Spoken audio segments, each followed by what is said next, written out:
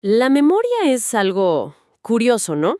Por un lado es la base de todo. O sea, nos permite hablar, aprender, reconocer a la gente que queremos.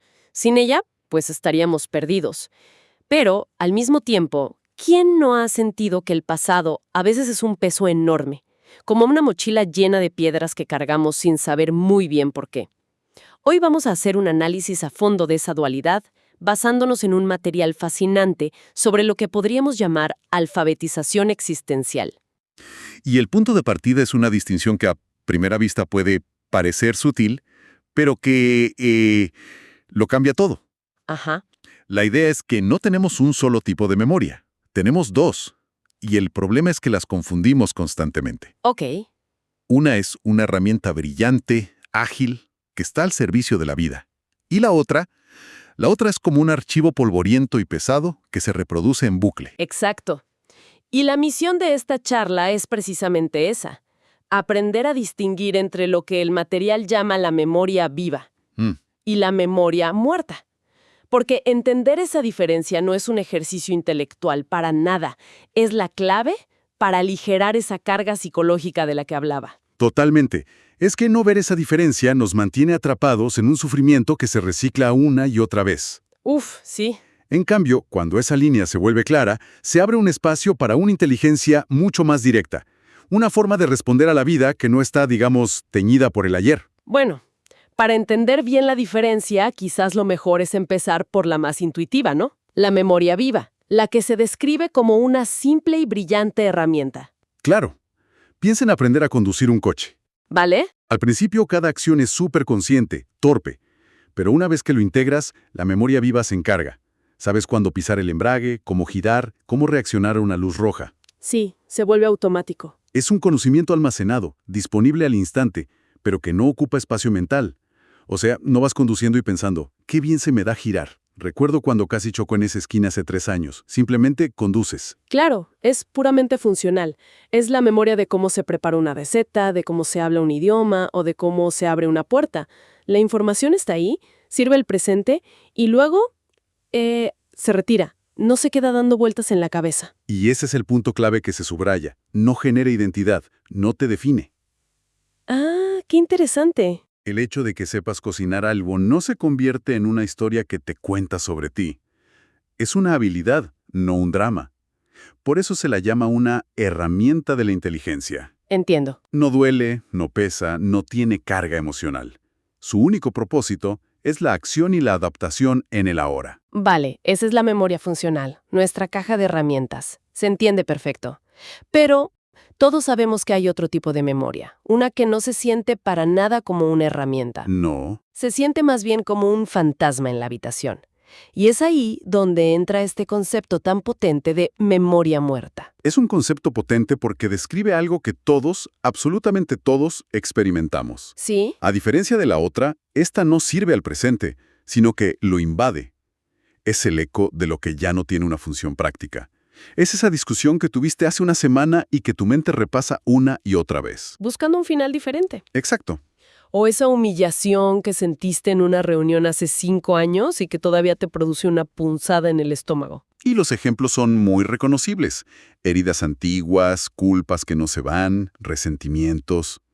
Pero también, y esto me pareció muy agudo del texto, los éxitos pasados. Totalmente. Ese recuerdo de un logro que traemos al presente solo para apuntalar el orgullo, para sentirnos importantes, tampoco tiene una función real ahora, más allá de sostener una imagen.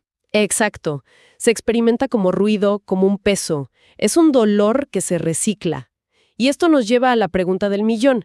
Si no tiene una función práctica, si solo causa sufrimiento, ¿por qué diablos existe? Esa es la pregunta. Si es un software inútil que solo consume recursos, ¿por qué no lo desinstalamos y ya? Bueno, porque su función no es práctica, es psicológica. No busca la claridad. ¿Qué busca entonces? Busca la continuidad del yo. No está viva porque no responde a la realidad del momento, sino a una narrativa interna que se alimenta de sí misma. Es, como se describe en el material, el yo disfrazado de recuerdo. ¡Wow! No es un dato útil, es una identidad que se aferra a su propia historia para seguir existiendo. Un momento, aquí hay algo que me hace un poco de ruido. A ver, si alguien me ha herido en el pasado, no sé, una traición en un negocio, ¿no es útil recordar esa herida para no volver a confiar ciegamente? Ajá. ¿No es eso aprendizaje? ¿No hay una función de supervivencia en esa memoria muerta? Esa es la objeción perfecta, y es justo donde la distinción se vuelve crucial.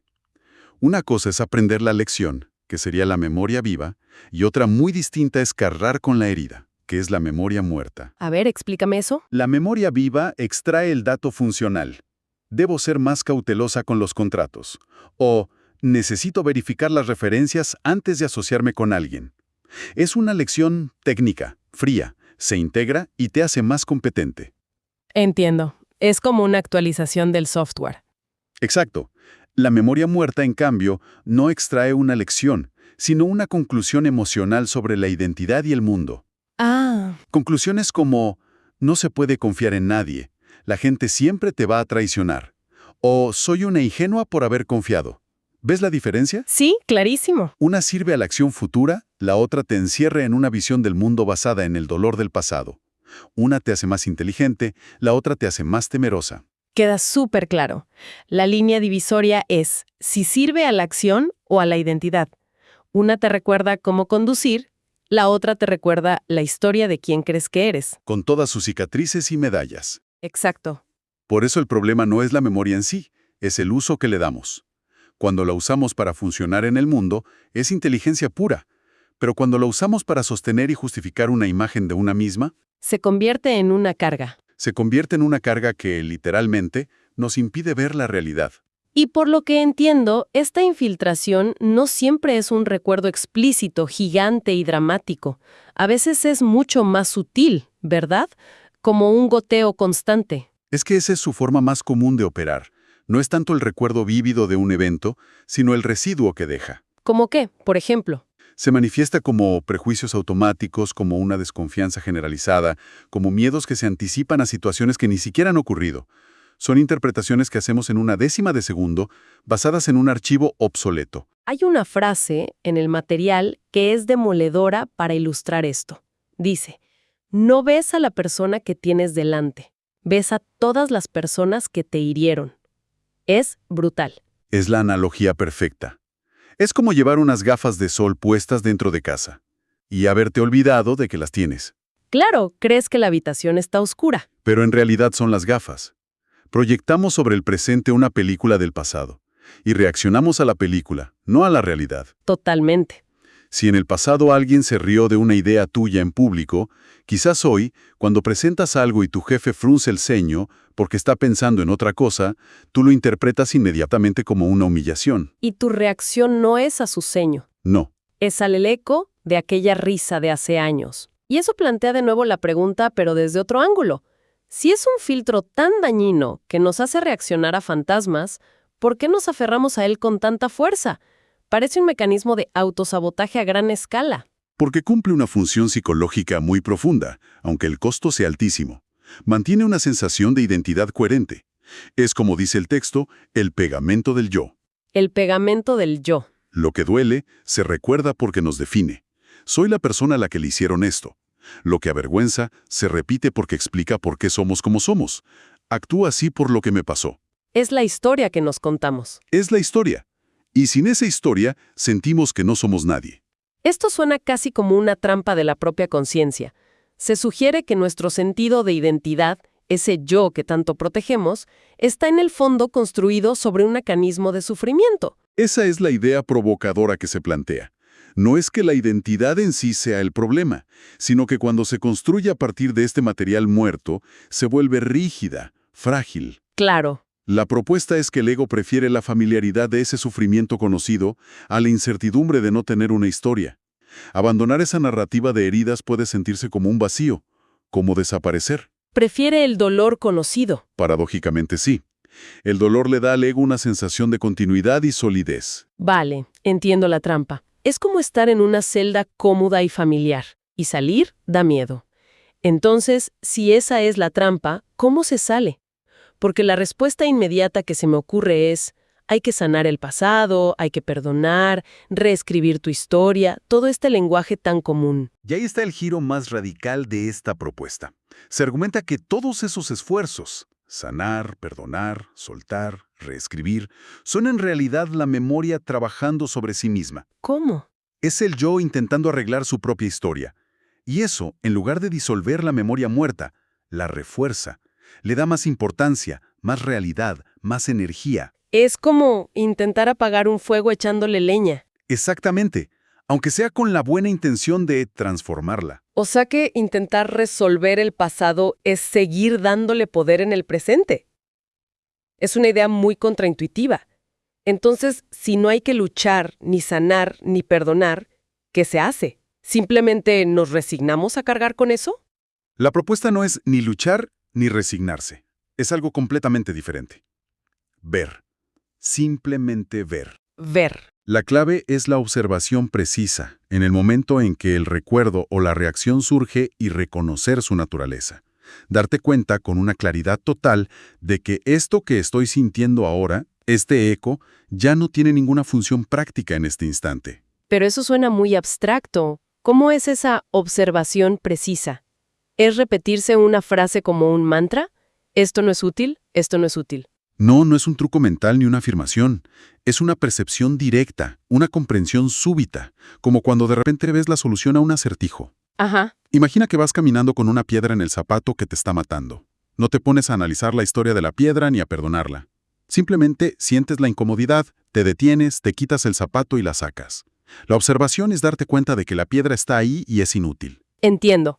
¿Es ver la inutilidad de la reacción en tiempo real? Exactamente. Cuando ves con esa claridad que el resentimiento hacia tu colega no te ayuda en nada a escribir el informe que tienes que entregar ahora, el recuerdo deja de tener alimento emocional. Pierde su poder. Se le acaba el combustible. La fuente usa una metáfora muy visual. Sin alimentación, la memoria muerta se seca. Cae por su propia inutilidad, no por nuestro esfuerzo. Es como una planta que dejamos de regar. No luchamos contra ella, solo... Dejamos de darle lo que la mantiene viva, que en este caso es nuestra atención, nuestra creencia en su relevancia y sobre todo, nuestra reacción emocional. ¿Y qué pasa cuando ese castillo en naipes, esa memoria muerta, empieza a perder autoridad? ¿Qué cambia en la experiencia diaria? El cambio que se describe es profundo. La respuesta a las situaciones se vuelve más rápida y adecuada, porque ya no pasa por el filtro lento y distorsionado del pasado. La comprensión es más fresca. Mucho más fresca, más directa. Las relaciones se vuelven más reales, porque estás interactuando con la persona que tienes delante, no con la proyección de tus heridas. El conflicto, tanto interno como externo, disminuye drásticamente. Incluso se menciona un efecto físico, que el cuerpo se relaja porque deja de estar en esa tensión constante preparándose para una amenaza que... Que en realidad es un fantasma del pasado. Totalmente. Y es crucial aclarar algo. Esto no elimina la memoria viva. Al contrario. Al contrario, la libera para que sea aún más eficiente. Es como si tuvieras un ordenador con el 90% de la memoria RAM ocupada por un programa inútil. En el momento en que lo cierras, ¡boom! Todo lo demás funciona increíblemente rápido. Exacto. Si la energía mental ya no se gasta en sostener viejas heridas, queda libre para responder de manera inteligente y creativa a los desafíos del aquí y el ahora. Para resumir la idea central de todo este análisis, entonces, la memoria es una herramienta, no una identidad. Y la clave no es borrar el pasado, que es imposible, Imposible. sino dejar de cargar psicológicamente con lo que ya no tiene una función real en el presente. Se trata de aprender a distinguir, instante a instante, lo útil de lo que es un peso muerto. Exacto. Cuando esa distinción se ve con claridad, el pasado pierde su poder psicológico.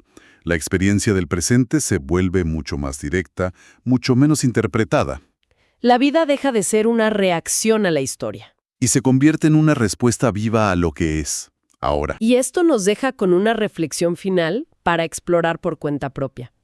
Si la memoria muerta es ese filtro, esas gafas oscuras a través de las cuales vemos el presente, ¿qué aspecto tendría una decisión importante, una conversación difícil o incluso una relación entera si la pudiéramos experimentar por primera vez, sin ese filtro puesto?